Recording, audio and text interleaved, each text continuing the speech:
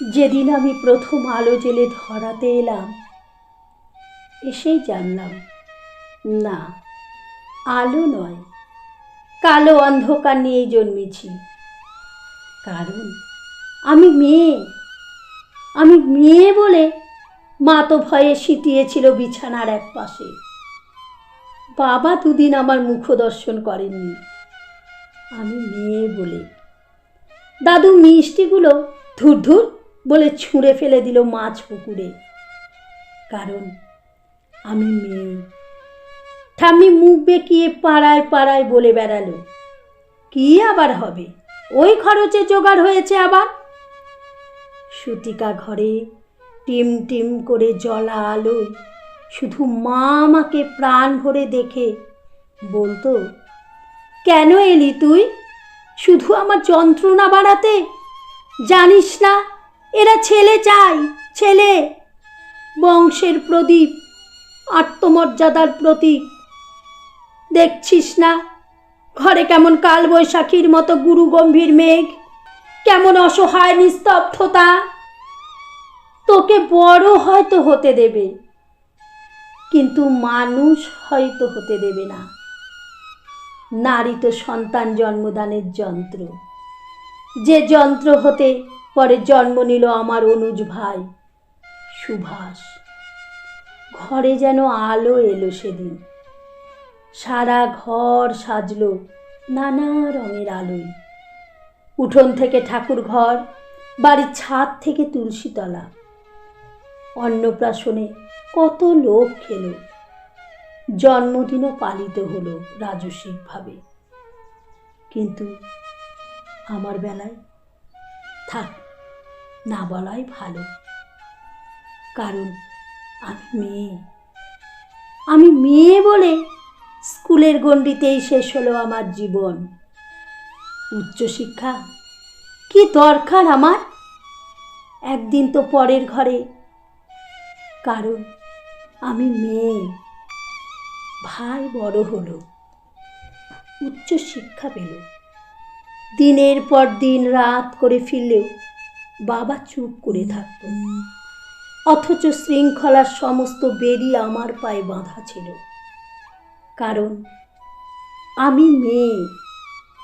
রঙিন মেঘের মাঝে সূর্যাস্তের অপরূপ দৃশ্য দেখার সৌভাগ্য আমার হয়নি কখনো। তার আগেই বন্দী হতে হতো রক্ত শাসনের 4 দেওয়ালের মাঝে। কারণ আমি মেয়ে বলে স্বামীর পরকীয়াও মুখ বুঝে মেনে নিতে হয়। পুরুষরা নাকি এমন হয়, তাকে বেঁধে রাখার সমস্ত দায়িত্ব আমার। ঠাম্মি তাই বলেছিল, মাও অকালে চলে গেল। পুরুষ শাসনের বেড়া ডিঙিয়ে যেখানে আচার নেই, অত্যাচার নেই, ব্যভিচার নেই, লিঙ্গভেদের অপমান নেই, মেয়ে বলে নিয়তির নিষ্ঠুর পরিহাস। ভাইয়ের থেকে বিতাড়িত বাবা একদিন মা বলে আশ্রয় নিল আমারই আঁচল তলে। হ্যাঁ, আমি চোখের জলে মাতৃস্নেহে বুকে জড়িয়ে ধরি তাকে। আমি মেয়ে বলে, মমতা বেশি বলে। অথচ সেই প্রাগৈতিহাসিক যুগ থেকে যুগান্তরের কঠিন পথ হেঁটে আমি চেলে এসেছি আলো। আমার গর্ভ থেকে জন্ম নিয়েছে লিঙ্কন, আমার গর্ভ থেকে জন্ম নিয়েছে বিদ্যাসাগর, আমার গর্ভ থেকেই জন্ম নিয়েছে সুভাষচন্দ্র, আইনস্টাইন, রামমোহনেরা। অথচ বারবার আমাকে পুড়ে মরে সতী হতে হয়েছে সতীদাহে। কারণ আমি মেয়ে। সতী হওয়ার বাসনাটা আজ হয়তো নেই, কিন্তু দহনটা আজও আছে, অন্যভাবে, অন্য রূপে।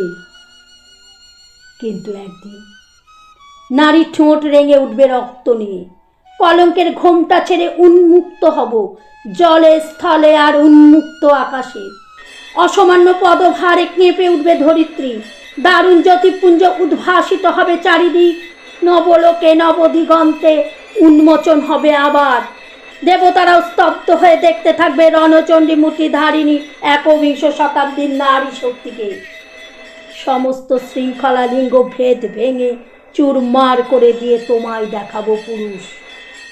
আমরাও মানুষ, রক্ত মাংসের মানুষ, নারী পুরুষের বিপরীত নয়, বরং পরিপূরক। আমি ছাড়া তুমি অসম্পূর্ণ, এ জগৎ অসম্পূর্ণ, সম্পূর্ণ রূপে অসম্পূর্ণ।